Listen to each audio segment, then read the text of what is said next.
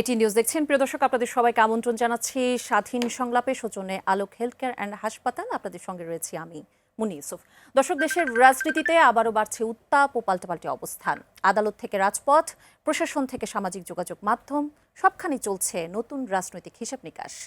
একই সঙ্গে আইনশৃঙ্খলা পরিস্থিতি, নারী ও শিশু নির্যাতন, স্বাস্থ্য খাতের উদ্বেগ এবং অর্থনৈতিক চাপ সব মিলিয়ে দেশ পার করছে এক স্পর্শকাতর সময়। প্রশ্ন হচ্ছে, এই যে ক্রমাগত উত্তপ্ত হয়ে ওঠা পরিস্থিতির নেপথ্যে আসলে কি বা কারা কাজ করছে? রাজনৈতিক প্রতিদ্বন্দ্বিতা, প্রশাসনিক দুর্বলতা, নাকি আরও গভীর কোনো ক্ষমতার সমীকরণ? তাই আমরা আমাদের বিষয় নির্ধারণ করেছি রাজনীতির জলঘোলা নেপথ্যে কারা। দুজন সম্মানিত অতিথি রয়েছেন জনাব মাহবুব আজিজ, সাংবাদিক ও কলামিস্ট, আপনাকে আমন্ত্রণ জানাচ্ছি। আরও রয়েছেন ব্যারিস্টার আল মামুন রাসেল, আইনজীবী ও রাজনৈতিক বিশ্লেষক, আপনাকে আমন্ত্রণ জানাচ্ছি। জনাব মাহবুব আজিজ, আপনার কাছে শুরুতে আসতে চাই। চট্টগ্রামের সলিমপুরে যে ঘটনাটি বা যে শিরোনামটি পড়ছিলাম, সেখানে র্যাব ক্যাম্পের সংঘবদ্ধ হামলা হয়েছে, রাস্তা কেটে ফেলা হয়েছে এবং আধুনিক অস্ত্র ব্যবহারের ঘটনা অনেককে আসলে বিস্মিত করেছে। আপনার কাছে কি মনে হয়, দেশের কিছু অঞ্চলে এখনও প্যারালাল শক্তি বা সন্ত্রাস সশস্ত্র যে নেটওয়ার্ক, এটি কি সক্রিয় আছে? জি, ধন্যবাদ। শুভেচ্ছা সবাইকে। দেখুন, যে ২৪-এর গণ অভ্যুত্থানে পুলিশ বাহিনীর, যে সরকার নিয়ন্ত্রিত পুলিশ বাহিনীর যে আচরণ ছিল, তাতে কিন্তু সাধারণ মানুষ পুলিশ বাহিনীর উপরে স্বাভাবিকভাবেই খুব ক্ষুব্ধ ছিল এবং সেই ক্ষুব্ধতার যে প্রকাশ ঘটেছে বিভিন্নভাবে, সেটাতে পুলিশ বাহিনীর মনোবল এবং তাদের যে কার্যক্রম অনেক কিছুই ক্ষতিগ্রস্ত হয়েছিল, আর একটা ভেঙেই পড়েছিল। এটা যেমন সত্য, সেটা সময়ের সাথে সাথে অনেকটা ফিরে এলেও সেভাবে একদম পূর্ণ গতি যে পেয়েছে তা নয়, তবে অনেকখানি পেয়েছে। আবার 12ই ফেব্রুয়ারি নির্বাচনের পর কিন্তু যেহেতু গণতন্ত্রের একটা যাত্রারম্ভ হয়েছে, যেভাবেই হোক একটা ট্রানজিশন তো এসেছে এবং মানুষের ভোটে বিজয়ী সরকার ক্ষমতায়, তারপর কিন্তু পুলিশ বাহিনীর উপর বা আইন শৃঙ্খলা বাহিনীর উপর, এটা তো আইন শৃঙ্খলা বাহিনীর আরেকটি বিশেষায়িত বাহিনীর উপর আক্রমণ। তবে আপনি খেয়াল করবেন যে গত কয়েক মাসে 2 জন পুলিশ সদস্য নিহত হয়েছেন চট্টগ্রাম এবং সিলেটে। অন্তত 13টি হামলা হয়েছে পুলিশ বাহিনীর উপরে সারা দেশে, এবং চট্টগ্রামে তো পরপর 2 জায়গায় পুলিশকে ঘেরাও করে 2 ঘন্টা থেকে 4 ঘন্টা পর্যন্ত জনতা ঘেরাও করে রেখেছিল। রাজধানী ঢাকাতেও অন্তত 3টি ঘটনা ঘটেছে গত কয়েক সপ্তাহের মধ্যে, এই মাসেই। তো আপনি দেখুন যে বিভিন্ন জায়গায় যেখানে আইন শৃঙ্খলা বাহিনী কাজ করতে গেছে, সেখানে তারা জনতার মুখোমুখি কেন হচ্ছে? তাহলে কি জনতা সেই 24-এর রাগ এখনও পোষণ করছে? আমার তা মনে হয় না, কারণ ইতিমধ্যে অনেক পানি গড়িয়ে গেছে।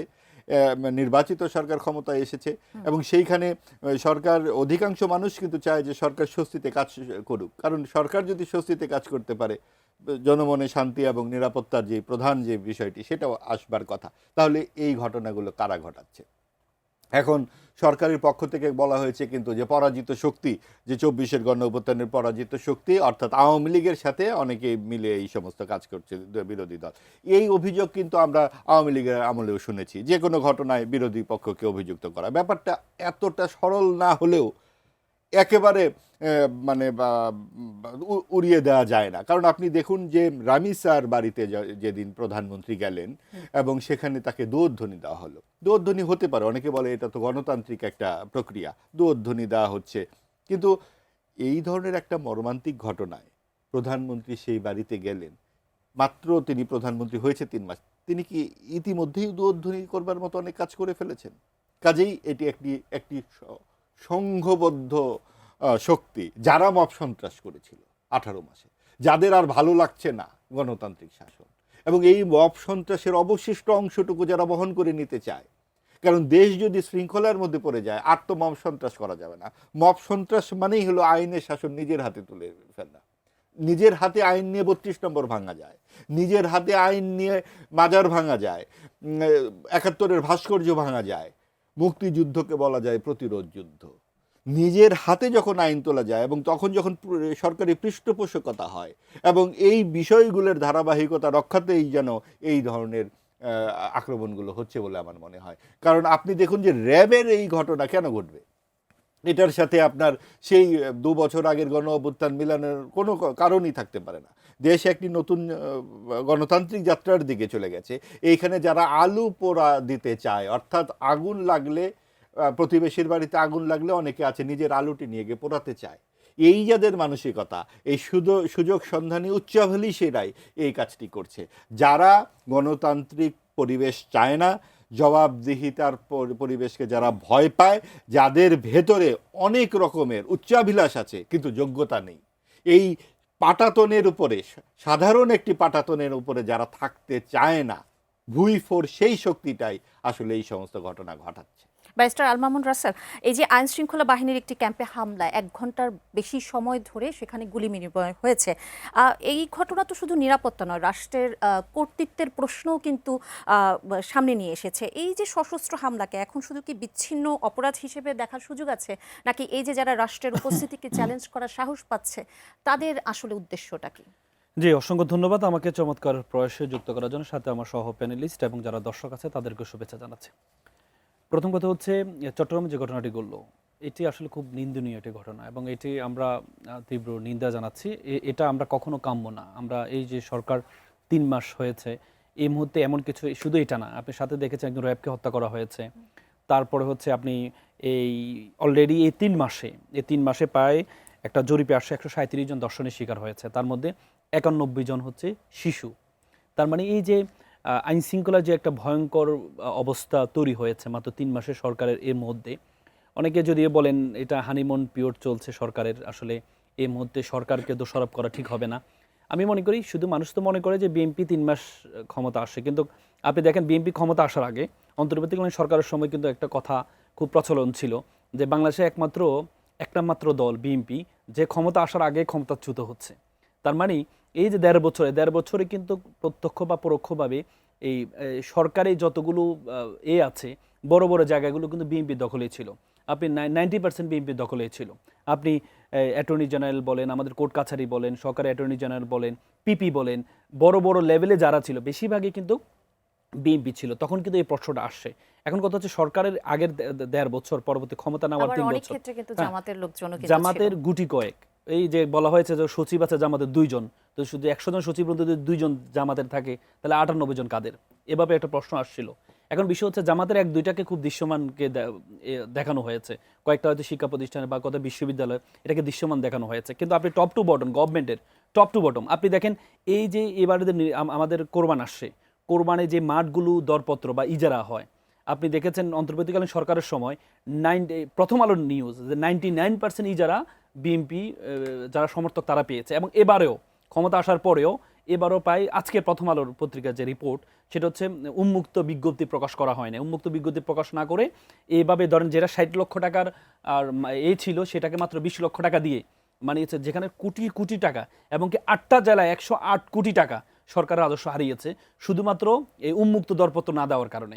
আপনি ইউনোগুলোকে জিজ্ঞেস করেন যে আপনারা উন্মুক্ত দরপত্র কেন দেন নাই, তারা বলবে যে আমরা দিনে, কারণ দিলে হচ্ছে ঝামেলা হবে, মারামারি হবে, এই জন্য আমরা ইন্টারনালভাবে দিয়ে দিয়েছি।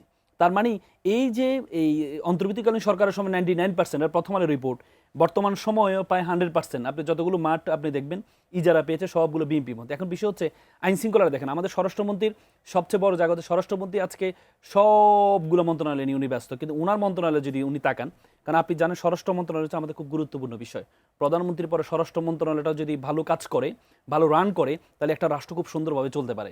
কিন্তু প্রধানমন্ত্রী, আমাদের স্বরাষ্ট্রমন্ত্রী, উনি ওনার মন্ত্রণালয় ছাড়া সকল মন্ত্রণালয় নিয়ে ব্যস্ত। আপনি দেখেছেন, আপনি মেনশনেবল 3 মাসের মধ্যে স্বরাষ্ট্র মন্ত্রণালয়ের মেনশনেবল কোনো কাজ আপনি দেখেছেন? একটা কাজ দেখেছি আমরা, অন্তর্বর্তীকালীন সরকার যে পুলিশের পোশাকের মধ্যে যে রক্ত লাগিয়ে আছে সেই পোশাকটা পরিবর্তন করেছে, ভিন্ন একটা পোশাক দিয়েছে। কিন্তু আমরা দেখেছি যে স্বরাষ্ট্রমন্ত্রী এসে আবার আগের যে পোশাকটা সে পোশাকে ফেরত গিয়েছেন কোটি কোটি টাকা খরচ করে। এখন কথা হচ্ছে, মাহবুবে একটা কথা বললেন যে ভুয়োর ধ্বনি 3 মাসের মধ্যে ভুয়োর ধ্বনি দেওয়া হলো। আপনি দেখেন ওই দিন কি ভুয়া কিন্তু প্রধানমন্ত্রীকে বলা হয়নি, ওই দিনটা ভুয়ার ধ্বনি দিয়েছে হচ্ছে আমাদের স্বরাষ্ট্রমন্ত্রীকে। কেন স্বরাষ্ট্রমন্ত্রীকে দিয়েছে? স্বরাষ্ট্রমন্ত্রী রাইসের ঘটনাটার পরে একটা সাংবাদিক সম্মেলন করেছেন, তিনি বলেছেন আমরা মধ্যযুগীয় যুগে ফিরে যাব না, যে এভাবে হত্যা করা হবে, মধ্যযুগে ফেরত যাব না। তার মানে এখন মানুষের একটা আবেগ কাজ করছে, মানুষ রক্তক্ষরণ হচ্ছে। এই সময় সেটা আমি সমর্থনের পরের বিষয়, বড় বিষয় হচ্ছে আপনি যখন একটা দায়িত্বের জায়গা আছেন, এখন আপনাকে you have to know the pulse of the people. আপনাকে পালস বুঝতে হবে। আপনি যদি বলেন যে আমরা মধ্যযুগীয় যাব না, এটা এই ব্যাখ্যা যাওয়ার দরকার নেই, আমরাও জানি এটা যাওয়ার দরকার নেই, কিন্তু ব্যাখ্যা দেওয়ার দরকার নেই। আপনার বলা উচিত খুব স্ট্রংলি বলতে হবে যে এটা আমাদের রক্তক্ষরণ হচ্ছে, এটার বিচার খুব দ্রুত আইনি প্রক্রিয়া আমরা করব। কিন্তু আপনি যখন বলবেন, আপনি যখন একটা ডিফেন্স নেবেন যে আমরা মধ্যযুগে যাব না, মধ্যযুগের মাধ্যমে যেভাবে হত্যা করা হয় সেভাবে আমরা হত্যা করব না, ডিটারেন্ট পানিশমেন্টে যাব না। আপনি দেখেন ভুয়ো ভুয়ো ধরুন আমরা ক্রিকেটকে পছন্দ করি, আমাদের বাংলাদেশ যখন অন্য দলের সাথে খেলা, আমরা মাঠে খেলা দেখতে যাই, আপনি দেখবেন যে যখন আমাদের দল খারাপ করে তখন আমরা নিজেরা কি ভুয়া ভুয়া বলি। কেন বলি? তার মানে কি আমরা কি আমাদের দেশের বিরোধী? না, আমি আমার দেশকে, আমি মনে করেছি আমার ক্রিকেট টিমকে আমি এই পারফরমেন্স আশা করেছিলাম, কিন্তু সে তার পারফরমেন্স দিতে পারছে না, এই জন্য আমি তাকে পছন্দ করি, এরপরও তাকে আমি ভুয়া ভুয়া বলছি। তার মানে স্বরাষ্ট্রমন্ত্রী থেকে এই যে যারা যারা ভুয়া দিয়েছে তারা কি সবকে বিরোধী দলের? না। আপনি যদি জনগণ সবাইকে বিরোধী দল বানিয়ে দেন তাহলে তো হবে না।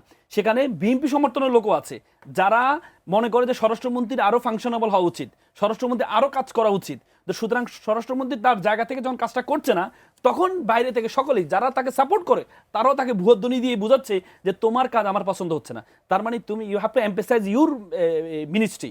আপনি দেখেন, যদি আমরা মনে করি যে আমাদের প্রধানমন্ত্রী, দেখেন প্রধানমন্ত্রী এই আপনি যদি 3 মাসের দিকে দেখেন, এই সরকারকে মেনশনেবল যদি কোনো সফলতা দেখতে চান, শুধুমাত্র আমাদের প্রধানমন্ত্রী কি বলে আপনার প্রধানমন্ত্রীর একটু বিনয়িতা ছাড়া আপনি কোনো মেনশনেবল বড় কোনো ধরনের সফলতা আপনি দেখবেন না, আপনি দেখবেন না।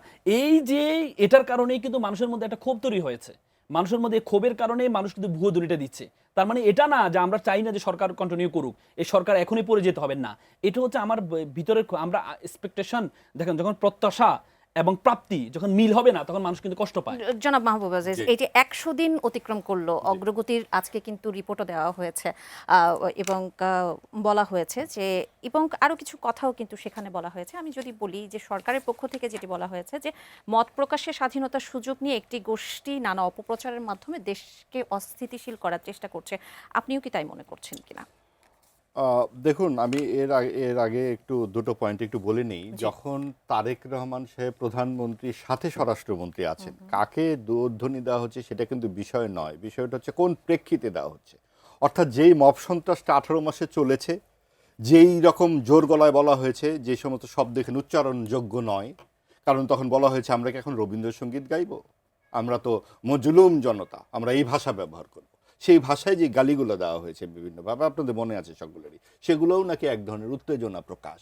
তো আমরা উত্তেজিতই থাকব, আমরা আর স্থিরভাবে কখনো ভাববো না, আমরা কখনো সংবেদনশীলতা বলে যে একটি বাংলা শব্দ সেটি আমরা হারিয়ে ফেলব।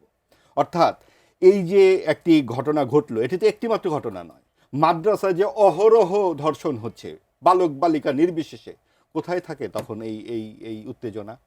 এবং তখন কখনো বলা হয়েছে ভাই আমরা এটা বিচার চাই? এবং এটা তো যে কোনো বিদ্যায়তন হতে পারে, হ্যাঁ বিশ্ববিদ্যালয়ে ধর্ষণ হয়, কিন্তু বিশ্ববিদ্যালয়ে তো প্রতিবাদও হয়, মাদ্রাসাতে তো সে প্রতিবাদটি হচ্ছে না, হওয়ার পরিবেশ নাই, কিন্তু সেটা বললেই বলবে যে আপনি ধর্মবিরোধী। কাজে এই জায়গাগুলোতে একেবারে ভেঙে পড়েছে সব জায়গায়। আপনি আবদুল্লাহ নামের যেই বালকটির কথা মনে করুন, মাদ্রাসার শিক্ষার্থী, সে তো প্রাণ হারিয়েছে ধর্ষণের পর। খামোখাই বলাৎকার শব্দটি ব্যবহার হয়, ধর্ষণই, এবং সেটা বালক হোক আর বালিকা হোক, যাই হোক না কেন। তো সেইখানে কিন্তু কোনো কথা নেই।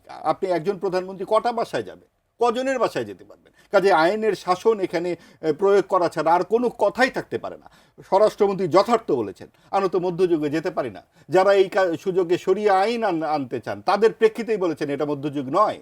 আপনি শরিয়া আইন বললে আবার সেখানে বলতে হবে 4 জন সাক্ষী লাগবে, 4 জনের সামনে কেউ ধর্ষণ করে, কাজেই অবশ্যই এটা মধ্যযুগ নয়। এবং স্বরাষ্ট্রমন্ত্রী যথার্থ কথা বলেছেন, এবং যিনি যুক্তি দিতে পারেন তিনি সরকারের স্পোক্সম্যান হিসেবে কথা বলছেন, অসুবিধা কোথায়? আর স্বরাষ্ট্র মন্ত্রণালয় কাজ পারছে না, ধুয়ো দেওয়ার মতো অবস্থা, এটার সাথেও আমি একমত নই। আপনি দেখুন, আমাদের যেই আইন শৃঙ্খলা বাহিনী ভেঙে পড়েছিল সেটা 24-এর গণ অভ্যুত্থানের পরের পরিস্থিতি, আগে তো ছিলই। আপনি বেনজিরের কথা মনে পড়ে, একদিনে গুলশানে 4টি ফ্ল্যাট কিনেছেন, এই তো ছিল পরিস্থিতি। সেখান থেকে 18 মাসে নিরাপত্তা ব্যবস্থা বলে কিছু ছিল। সকলেই যে যার মতো করে আইনটা নিজের হাতে তুলে নেবার মতো একটা বিরাট মব রাজার আনন্দে সকলে নিজেকে জারি করে রেখেছিল। ওইখান থেকে একটি সরকার ভঙ্গুর একটা নিরাপত্তা ব্যবস্থাকে চেষ্টা করছে, সেইখানে আমরা দোধ্বনি দিতে বসেছি। এখন আসুন, আপনি যেটা বললেন যে 3 মাসে সরকার 3 মাসের মধ্যে মত প্রকাশের স্বাধীনতাটা আছে কিনা, অবশ্যই আছে, নইলে আমরা এভাবে কথা বলছি কী করে? এবং সেটা তো অন্তর্বর্তীকালীন সরকারের মতো নয়। অন্তর্বর্তীকালীন সরকারের মব রাজা ইউনূস সাহেব বলেছিলেন আপনারা মন খুলে কথা বলুন, তারপরে আমাদের আনিস আলমগীর এবং পান্না সাহেব জেলের মধ্যে অন্তরীণ হয়েছিলেন। এই 3 মাসে কোন সাংবাদিক জেলে গেছেন? এখানে কোন কথা বলা যাচ্ছে না? বলা যাচ্ছে। এবং যেই ব্যাপারটি হচ্ছে যে বিএনপির একটা যথার্থ বিরোধী দলের প্রয়োজন ছিল, যোগ্য বিরোধী দল যারা আছে তারা তো একেবারেই মুফতে পাওয়া বিরোধী পক্ষ। না, সরকার পক্ষ থেকে যেটি বলা হয়েছে যে মত প্রকাশের স্বাধীনতাটাকে কেউ কেউ অপপ্রয়োগ করছে, অপব্যবহার করছে এবং আচ্ছা। অস্থিতিশীল করবার চেষ্টা করছে। সেইটা কে বলেছেন? মাহদি আমিন বলেছেন। মাহাদি আমিন বলেছেন। জি।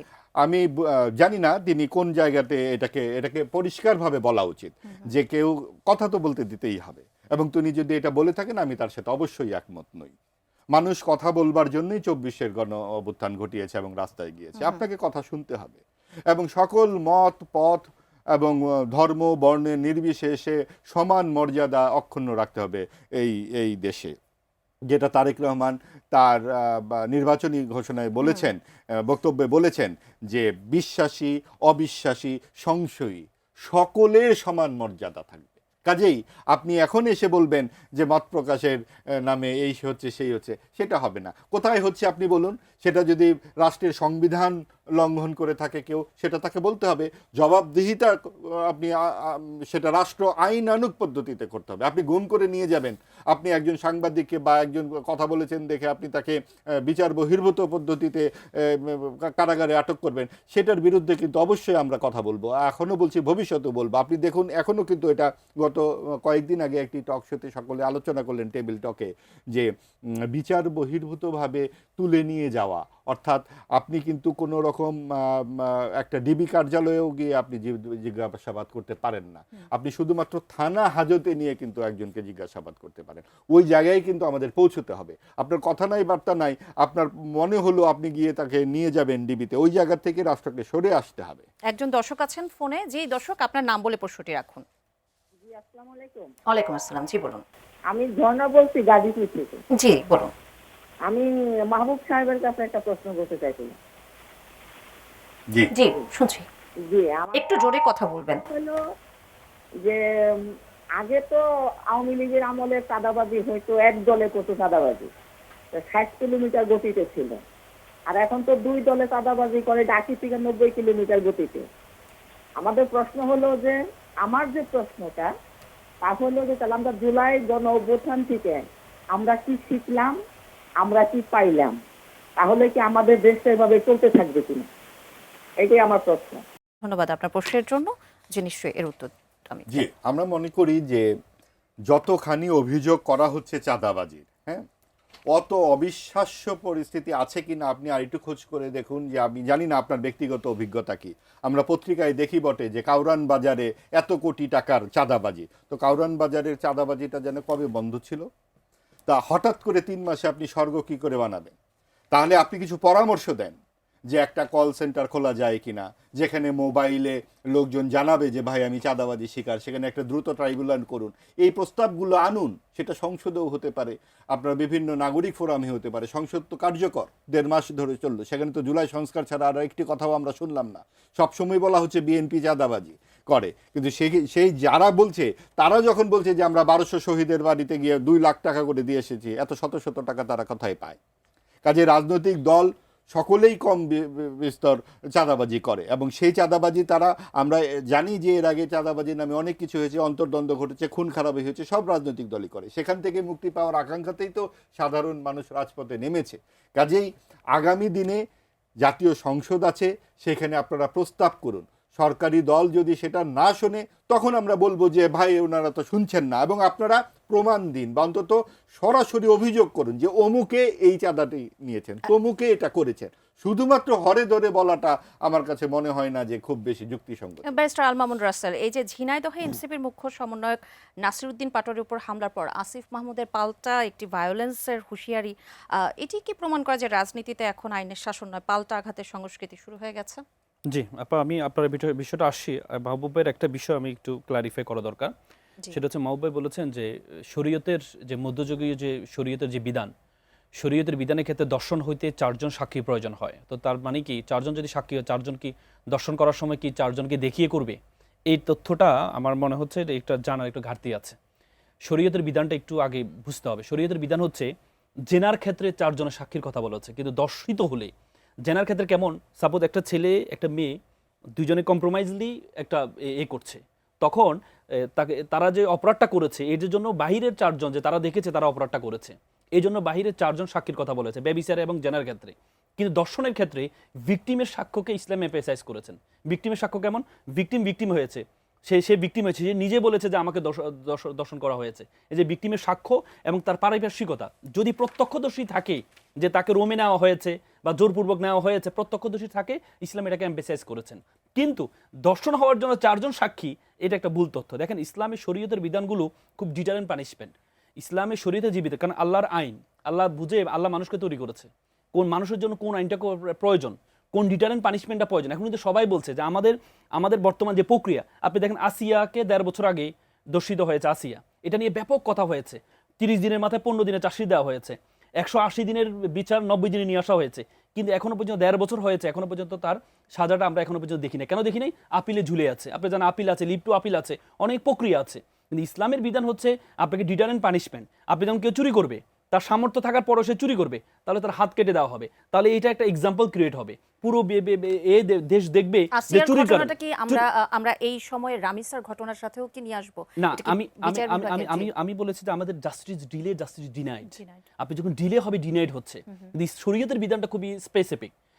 আপনি দেখেন বলে যে শরীয়তের বিধান হলে সব হাত কাটা যাবে। আপনি দেখেন সৌদি আরবে তো সৌদি আরব বিধান আছে, শরীয়তের বিধান আছে, কয়জন হাত কাটা আছে? তার মানে আমরা এটাকে, ইসলাম হচ্ছে ডিটারেন্ট পানিশমেন্ট। মানে একটা, আপনি দেখেন আমেরিকায় তারা শুধু যে অপরাধীগুলো, অফেন্ডার যারা দর্শনের অপরাধ করে, তাদের জন্য একটা ওয়েবসাইট আছে, সেখানে হচ্ছে কি বলে অফেন্ডার লিস্ট থাকে, যারা দর্শন করেছে বা সাজা পেয়েছে তাদের লিস্টটা সেখানে থাকে। তার মানে ডিটারেন্ট পানিশমেন্ট দেখানোর জন্য। কিন্তু শরীয়তের বিধান হচ্ছে আপনি যখন ব্যভিচার করবেন, জানা করবেন, আপনাকে যখন হত্যা করা হবে সবার সামনে, তখন যারা অন্য দর্শক যারা আছে তারা চিন্তা করবে যে এই অপরাধ থেকে আমাকে বিরত থাকতে হবে। এই তো সুতরাং শরিয়া আইনটা ইসলামটা, কোন কোন দেশে আছে আর কি? ইসলামের আপনি দেখেন আপনি সৌদি আরবে আছে, আপনি ইরানে আছে, মানে যেখানে আপনার ইসলামী শরিয়া এস্টাবলিশমেন্ট আছে, হ্যাঁ, সেখানে আপনি প্রায় দেশে পাবেন। কিন্তু সেখানে অপরাধের মাত্রা আর আমাদের, আপনি দেখেন শুধুমাত্র আপনি এই দর্শনের তালিকা, আপনি যদি রাষ্ট্র দেখেন, এই 10টার মধ্যে 9টা রাষ্ট্র আছে হচ্ছে ইউরোপের রাষ্ট্র। আমরা তাদেরকে সভ্য বলি। আপনি তালিকা, আমি আজকে তালিকা দেখেছি, তার মানে কি দর্শিত সেখানে আরো বেশি হচ্ছে। কেন হচ্ছে? সুতরাং আপনি যদি ডিটারেন্ট পানিশমেন্টে যান, শরীয়তের বিধানটা অ্যাপ্লাই করতে পারেন। আপনি শরীয়তের বিধান হচ্ছে কেউ যদি এটা করে, আপনি তাকে অর্ধেক করে আপনি তাকে ইট মেরে তাকে হত্যা করবেন সবার সামনে প্রকাশ্যে। এই যে একটা ডিটারেন্ট পানিশমেন্ট, এটা যখন আপনি দৃষ্টান্তমূলক শাস্তি হবে, এটা মানুষের কাছে তৈরি হবে, মানুষের ভয় তৈরি হবে, মানুষ ভবিষ্যতে এটা করতে আগ্রহ তৈরি হবে না। আর আমাদের দেশে কেন আগ্রহ তৈরি হয়? সে জানে আমি জেলে যাওয়ার পর টাকা দিয়ে আমি ম্যানেজ করে সবকিছু করে আমি আবার বের হয়ে যাব, জামিনে বের হয়ে যাব, এরপর সাক্ষীর অভাবে আমি খালাস পেয়ে যাব। আপনি জানেন এই পর্যন্ত বাংলাদেশে যত হয়েছে 0.74%, 0.74% দর্শনের সাজা হয়েছে। তার মানে 10,000-এর মধ্যে 74 জন। আপনি চিন্তা করেন, তার মানে কেন? সাক্ষীর অভাবে, এই যে ডিলে হওয়ার কারণে। আমি ব্যারিস্টার আল মামুন রাসেল, আর ছোট করে 2 মিনিট আপনাকে সময় দেব যে প্রশ্নের উত্তরটি আপনি দিতে যাচ্ছিলেন। আচ্ছা, আপনি যেটা বললেন আসিফ মাহমুদের বক্তব্যটা যেটি বললেন, প্রথম কথা হচ্ছে দেখেন এই কেন এটার এই ক্ষোভের প্রকাশটা কেন হয়েছে। আপনি দেখেছেন আমাদের এই যে ঝিনাইদহে যে মবের সৃষ্টি হয়েছে, আপনি জানেন এই বিএনপির 31 দফা 14 নম্বর দফায় বলা আছে যে সর্বস্তরে আমরা আইনের শাসন প্রতিষ্ঠা করব। সর্বস্তরে আইনের শাসন কেমন? মানে সবার জন্য আইন সমান। আমরা তো 17-18 বছর সবার জন্য আইন সমান দেখি নেই। যারা ভিকটিম হয়েছে তাদের বিরুদ্ধে মামলা হয়েছে, আপনি যারা মার খেয়েছে তাদের বিরুদ্ধে আমার মামলা হয়েছে, তাদেরকে গ্রেপ্তার করেছে, সেটাই তো আমরা দেখেছি।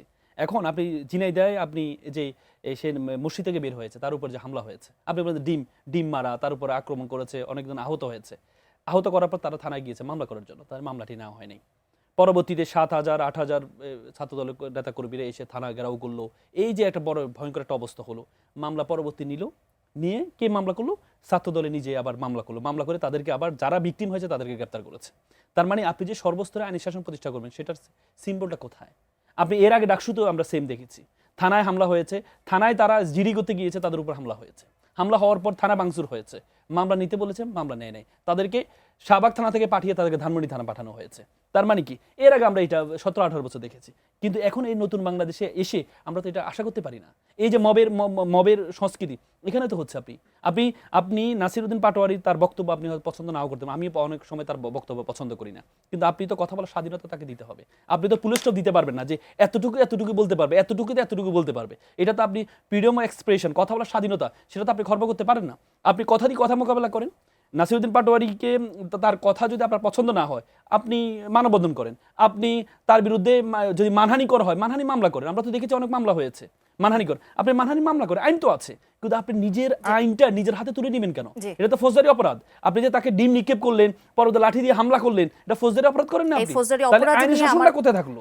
রুল অফ ল কোথায় থাকলো? আপনি তো সর্বস্তরে আইনের শাসন প্রতিষ্ঠা করতে চান। যদি আইনের শাসন প্রতিষ্ঠা করতে চায়, তাহলে ছোট ছোট বিষয়গুলো আপনি যারা ভিকটিম হয়েছে তাদের বিরুদ্ধে মামলা করেন, তাদেরকে গ্রেফতার করলেন ঈদের আগে, কিন্তু যারা হামলা করেছে তাদের একজনকে আপনি গ্রেফতার করলেন না। তাদের মামলাটা আপনি বাধ্য হয়ে পরবর্তীতে তারা যখন বসেছিল থানার সামনে, তখন আপনি বাধ্য হয়ে মামলা নিলেন। মামলা তখন একটা নিলেন। আমরা পুলিশদেরকে দেখি, পুলিশরা হচ্ছে একতরফা ভাবে যেখানে যাচ্ছেন আপনি একতরফা ভাবে, শুধু হচ্ছে সরকারি দল। এর আগে আমরা এটা দেখেছি, একজন দর্শক এর আগে আমরা এটা দেখেছি। জি, আমি তার প্রশ্নটি একটু নেব। জি দর্শক, আপনার প্রশ্নটি রাখুন, নাম বলেন। হ্যালো, আসসালামু আলাইকুম। ওয়ালাইকুম আসসালাম। জি বলুন আপনার প্রশ্ন। হ্যাঁ, আমি কুড়িগ্রাম থেকে বলছি। জি শুনছি আমরা। তারেক রহমান বলছিলেন যে বেকার সমস্যা ঐক্যমত্য কমিশনে মানে সবকিছু আলোচনা হলো, বেকার সমস্যার সমাধান হলো না কেন? বেকারদের কোনো ব্যবস্থা করলো না, এ নিয়ে কোনো কথা বললেন না ঐক্যমত্য কমিশনে। তারপর আবার ওনার মেয়ে সহ একটা সেমিনারে বলছেন যে মানে আমরা যদি কোনো উন্নয়ন করি সেটা টেকসই উন্নয়ন করব। কিন্তু ফ্যামিলি কার্ডে দেখা যাচ্ছে যে 31 ডিসেম্বর মানে 31 ডিসেম্বর 2030, এটা কি টেকসই উন্নয়ন হলো? আর তৃতীয় কথা হলো যে জি আপনাকে ধন্যবাদ। আমরা হয়তো বা বুঝতে পেরেছি আপনার প্রশ্নের সারমর্ম। আমি জনাব মাহবুব আজিজ, এই প্রশ্নের সাথে আমি একটু যুক্ত করে দিতে চাই, যেহেতু যেই প্রশ্নটি আমি রেখেছিলাম ব্যারিস্টার আল মামুন রাসেলের কাছে, তারই পাল্টা আরেকটি প্রশ্ন আমি যদি আপনার কাছে রাখতে যাই, ফৌজদারি অপরাধের কথা বলছি।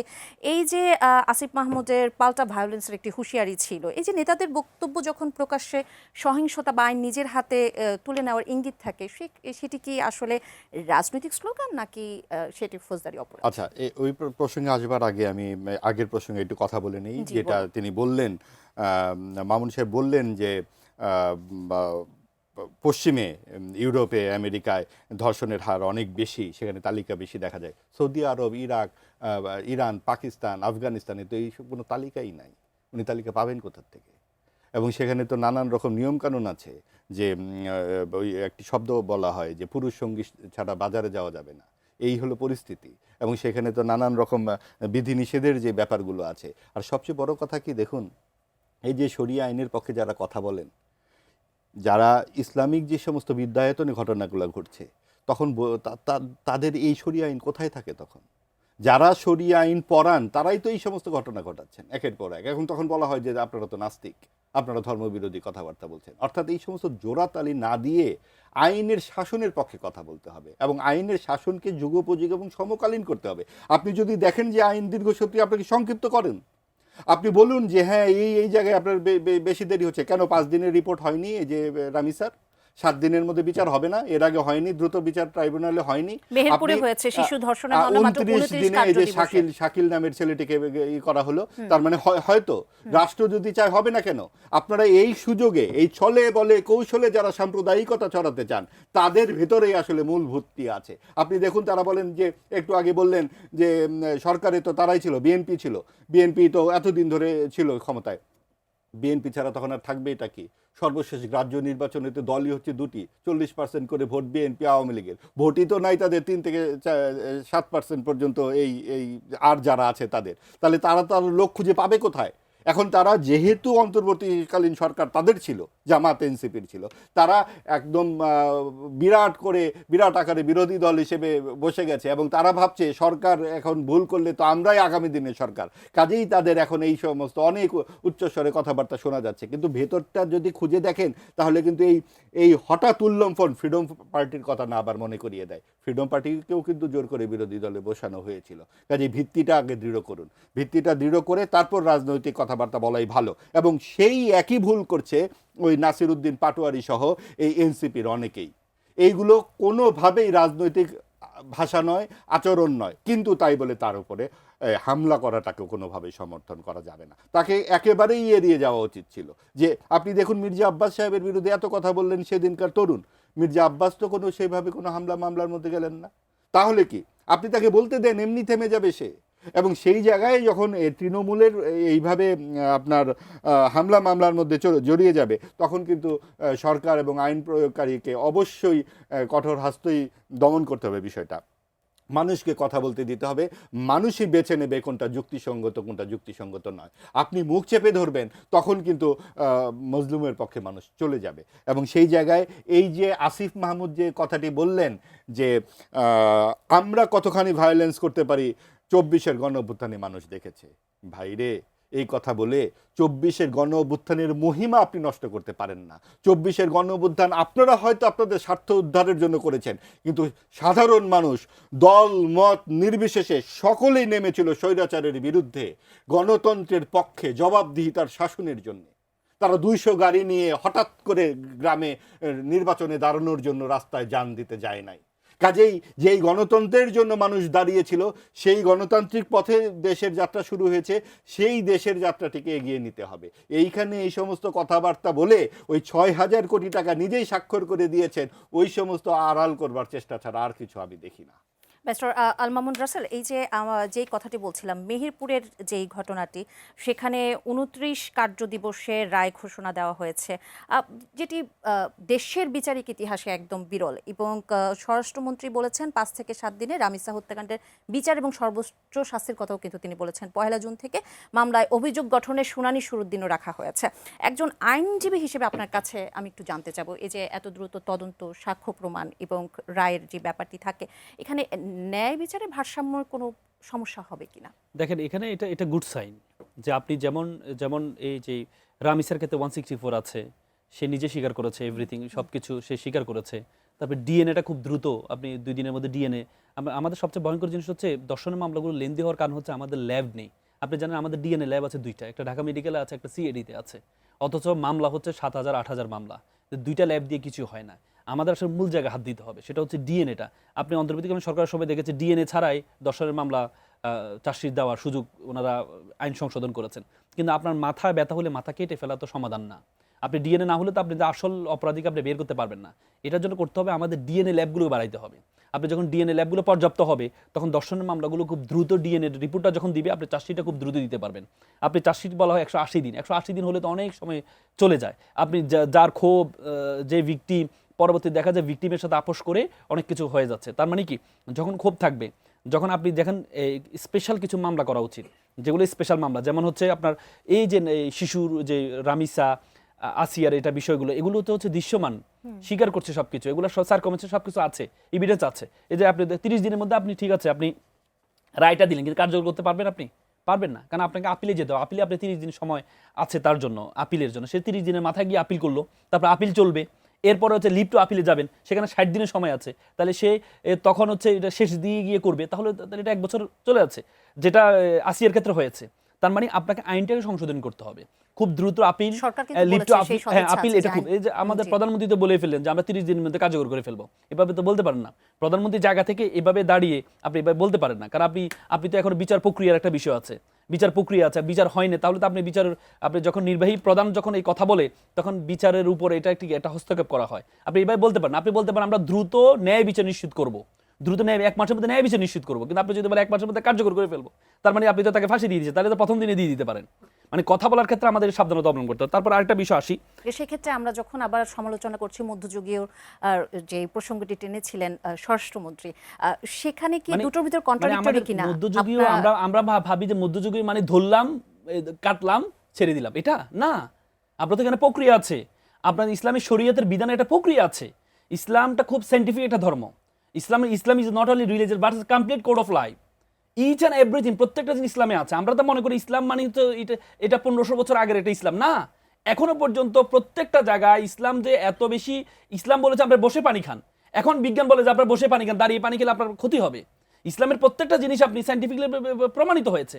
আমার মাহবুব একটু আগে বললেন যে ইরান বা মিডল ইস্টের রাষ্ট্রগুলোতে নাকি পুরুষ সঙ্গী ছাড়া বাজারে যেতে দেয় না।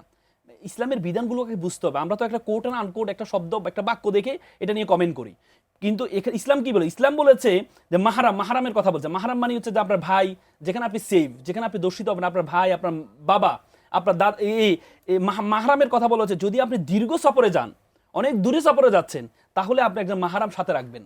তার মানে ইসলাম এটা দ্বারা নারীদের ক্ষমতাকে করেনি, বরং নারীকে নিরাপদ রাখার জন্য। কারণ একটা পুরুষ যখন বিভিন্ন জায়গায় যখন দর্শনের শিকার হয়, জোরপূর্বক হয়, কিন্তু একটা পুরুষ পাশে থাকলে, আমাদের বোনরাও আপনারাও দেখবেন যখন হাঁটবেন, আপনি আপনার হাজবেন্ডকে নিয়ে হাঁটতে একটু স্বাচ্ছন্দ্য বোধ করেন। কেন? আপনার কাছে মনে করেন যে আপনি একটু সেফ, আপনার মতে আপনি একজন আইনজীবী, আমি একটু জানতে চাবো, ছোট করে আমি জানতে চাবো যে আপনার বিচার প্রক্রিয়াটা কিভাবে চান? যেখানে বলা হচ্ছে যে 30 দিনে বিচার প্রক্রিয়া যখন শেষ করার কথা বলছে, সেটা তো আপনারা বলছেন যে সেটা ঠিক হয়নি, আবার বলছেন যে মধ্যযুগীয় কথা যখন স্বরাষ্ট্রমন্ত্রী বলছে সেটাও বলেছেন আপনারা ঠিক হয়নি। তাহলে কিভাবে হওয়া উচিত যদি ছোট করে? মানে বিষয়টা হচ্ছে আপনাকে দ্রুত করতে হবে, কিন্তু জাস্টিস হারিড জাস্টিস বাড়িটো বলা হয়।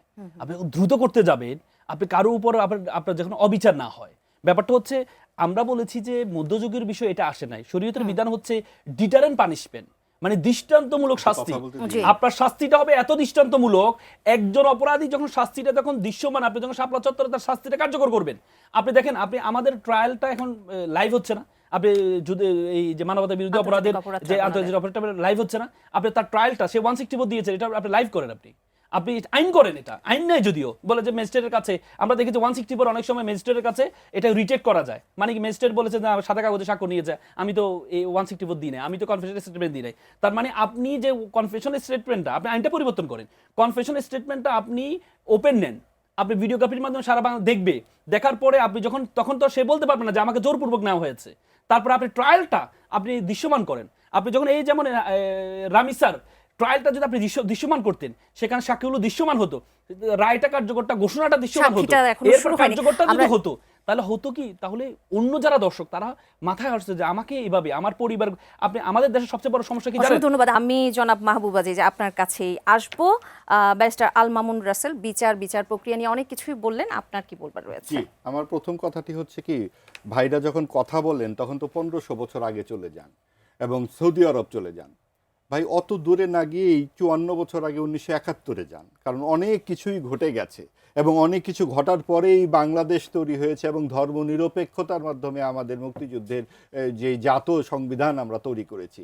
কেন সেইখান থেকে আপনাদের এত ইসলামী শরিয়া করতে হয়? কারণ কি জানেন? কারণ বাংলাদেশে ইসলাম ছাড়া যেন তাদের কাছে আর কোনো ধর্মের মানুষই থাকে না, অর্থাৎ সব মানুষকেই আপনারা ওই একই আইনের আওতায় আনবেন। এটা সবচেয়ে বড় মানবাধিকার লঙ্ঘনের একটা বিষয়, 1 নম্বর। 2 নম্বর, উনি বললেন যে মাহারাম নিয়ে মহিলারা যায়, তার মানে কি নারী বা পুরুষ এটা তো গিভেন, ইটস নট টেকেন।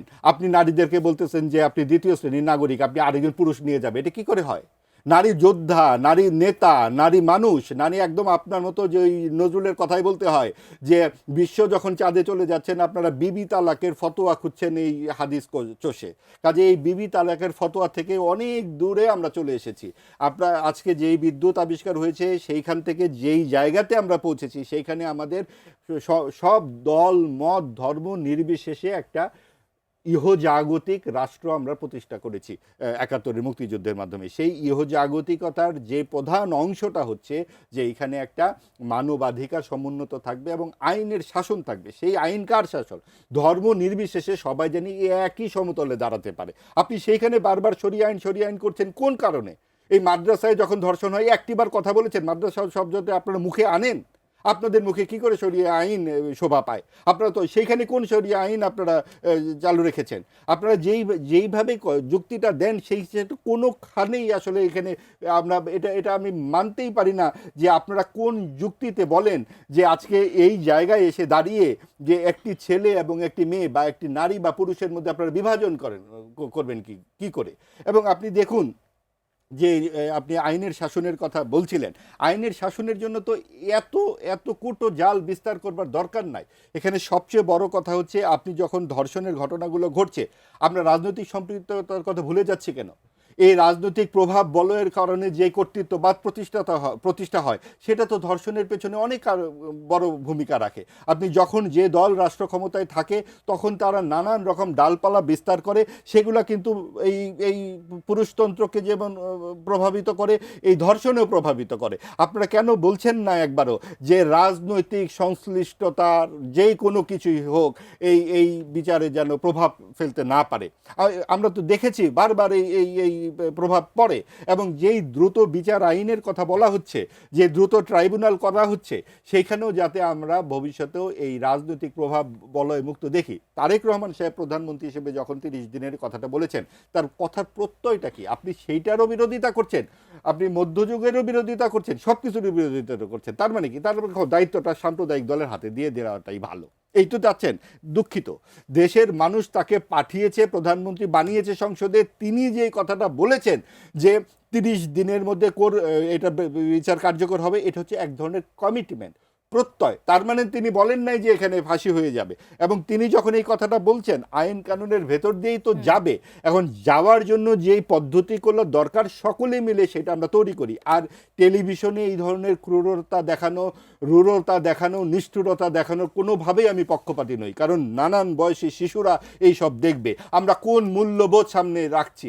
আমরা যখন টক শোতে এইভাবে ঝগড়া করি, উঠে যাই, এগুলো আসলে শিশুদেরকে কি শেখায়? কাজে আমাদেরকে মনে রাখতে হবে, আমরা যেই কথাগুলো বলছি, সেই যা আমরা আচরণ করছি, যেই সহিষ্ণুতার সমাজের কথা আমরা বলছি, আমরা কি তা মানছি কিনা? আমরা আমরা টেলিভিশনে ফাঁসি দেখাতে চাচ্ছি কেন? আমরা কি একটা আইন করতে পারি না? এটা কি একটা সভ্য দেশ নয়? আপনি যে আমেরিকার কথা বললেন, ওয়েবসাইটে বিচার দেওয়া যায়, সেই রকম একটা ওয়েবসাইট আমাদের এই দেশে তৈরি হতে পারে না?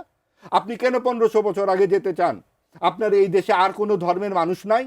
আপনি শুধুমাত্র একটি ধর্মের মানুষের জন্য কেন চিন্তা করবেন? এবং সেই জন্যই তো বাংলাদেশ অসাম্প্রদায়িক রাষ্ট্র, ভারতের মতো হিন্দু রাষ্ট্রও নয়, পাকিস্তানের মতো মুসলিম রাষ্ট্রই নয়, অথবা একদম আপনার এই যেই সমস্ত দেশগুলোর আপনারা কথা বলেন, সেখানে কোনোটাতেই গণতন্ত্র প্রতিষ্ঠিত নাই। আমরা এত রক্তের বিনিময়ে গণতন্ত্র প্রতিষ্ঠিত করেছি, অবশ্যই দেশটাকে ইহজাগতিক এবং অসাম্প্রদায়িক পথে হাঁটবার জন্যই। আপনি দেখুন, যেই প্রসঙ্গে আমরা কথা বলছিলাম, যে আইনের শাসন, আমরা যদি মূল্যবোধের চর্চা না করি, আপনি দেখুন মাদ্রাসায় জাতীয় সঙ্গীত গাওয়া হয় না, একটা শিশু গান গাবে না, ছবি আঁকবে না, সে একটা মেয়ে হয়েই থাকবে, তাকে একটা বস্তা বানিয়ে আপনি বাজারে পাঠিয়ে দেবেন, এইটা হয়। এবং সেটা আমি বলছি না যে আপনাকে যে যার পছন্দ সে তা পছন্দ করবে, আপনাকে চাপিয়ে দেওয়া যাবে না। কেউ যদি পছন্দ করে হিজাব, হ্যাঁ পরবে, আবার কেউ যদি পড়তে না চায় তা পড়বেন না। আপনি ঠিক করে দিবেন কেন এটা আপনার পোশাক। এবং নারীদের পোশাক নিয়ে আপনাদের এত আপত্তি, পোশাকের কারণে ধর্ষণ হয়, আপনি এটা কি করে বলেন? আমি আমি আমি ব্যারিস্টার আল মামুন রাসেলের কাছে যেতে চাই। আমাদের একদম শেষ পর্যায়ে চলে এসেছি, তারপরেও আমার হাতে 2 মিনিট সময় আছে, আমি আপনাকে এই 2 মিনিট দিতে চাই। এবং পয়েন্ট একটু বলি নাকি? জি হ্যাঁ? বলুন। দেখেন, মাহবুব ভাইয়ের কয়েকটা বিষয় আমি একটু এই নিয়ে আসি। উনি বলল যে উনি স্বাধীনতার একটা দিলেন, যে স্বাধীনতা, আমরা ধর্মনিরপেক্ষতার কারণে আমরা স্বাধীনতা পেয়েছি। দেখেন, আমাদের দেশটা স্বাধীন হয়েছে কিসের মাধ্যমে, বা প্রস্তাবনাটা কি? আমাদের সংবিধানে প্রিয়েম্বল আছে। প্রিয়েম্বল মানে প্রস্তাবনা, মুজিবনগর সরকারের প্রস্তাবনা আছে যে কিসের উপর ভিত্তি করে স্বাধীনতার যুদ্ধে মানুষ পড়েছে। সেখানে বলা আছে সাম্য, মানবিক মর্যাদা, সামাজিক ন্যায় বিচার, এই 3টা। অথচ আপনি ধর্মনিরপেক্ষবাদ আপনি নিয়ে আসলেন। এই ধর্মনিরপেক্ষবাদ কিন্তু আমাদের প্রিয়াম্বল প্রস্তাবনা, মুজিবনগর সরকারের প্রস্তাবনায় ছিল না। এটা এই ধর্মনিরপেক্ষতা নিয়ে আসলেন কোথা থেকে? আপনি ভারতের সংবিধান থেকে কপি পেস্ট করে ধর্মনিরপেক্ষতা নিয়ে আসলেন। পরবর্তীতে 1977 সালে যখন জিয়াউর রহমান ক্ষমতা আসলেন, উনি এই ধর্মনিরপেক্ষতা বাদ দিয়ে দিয়েছেন। উনি বলেছে এটা আমাদের স্বাধীনতার সময় এটা আমাদের এই ছিল না। এই জন্য উনি ধর্মনিরপেক্ষতা বাদ দিয়ে আল্লাহ তাআলা সর্বশক্তিমান আল্লাহর উপর আস্থা এবং বিশ্বাসকে উনি অন্তর্ভুক্ত করেছেন ৫ম সংশোধনীর মাধ্যমে। তার মানে আপনি যে এখন বারবার বলেন যে ধর্মনিরপেক্ষতার চেতনা দিয়ে আমাদের স্বাধীনতা যুদ্ধ হয়েছে, এটি আপনি কোথায় পেলেন? কোথায় থেকে নতুন করে এটা নিয়ে আসলেন? আমি এই উত্তর অবশ্যই মাহমুদ আজিজের কাছে এটা সংশোধনী। যিনি স্বাধীনতার ঘোষণা দিয়েছেন তিনি বলেছেন, 1977 সালে যিনি স্বাধীনতার ঘোষণা দিয়েছেন তিনি নিজে বলেছেন, তিনি এটা বাদ দিয়েছেন। বাদ দিয়ে আল্লাহর উপর আস্থা এবং সর্বশক্তিমান আল্লাহর উপর আস্থা এবং বিশ্বাস নিয়ে আসলেন। তার কে নিয়ে আসলো? জামাত নিয়ে আসছে নাকি অন্য কোনো দল নিয়ে আসছে? কে নিয়ে আসছে?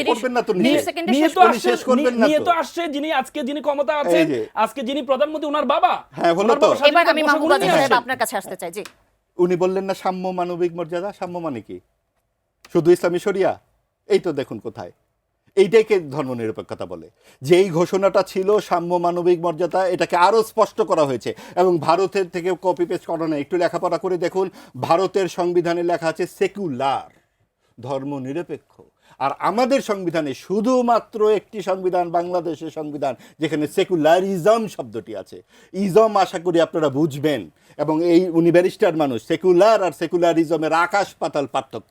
এই আকাশ পাতাল পার্থক্যটা আমরা সাম্য মানবিক মর্যাদা সেখানে মুহররম নিয়ে বাজারে যাওয়ার কথা নাই। ধন্যবাদ কাজেই আপনাদের এইটাই দুজনকে বাংলাদেশ, এবং এইখানেই আমাদের থাকতে হবে। কৃতজ্ঞতা সাম্য, প্রকাশ সমতা, করছি সাম্য, এবং ইসলাম আজকের মতো সবসময় দর্শক সাম্য, এখানেই শেষ করছি। দর্শক আগামীকাল আবারও হাজির হব স্বাধীন সংলাপ নিয়ে। সে পর্যন্ত সুস্থ থাকুন, ভালো থাকুন। এটি নিউজের সঙ্গে থাকুন। ধন্যবাদ সবাইকে।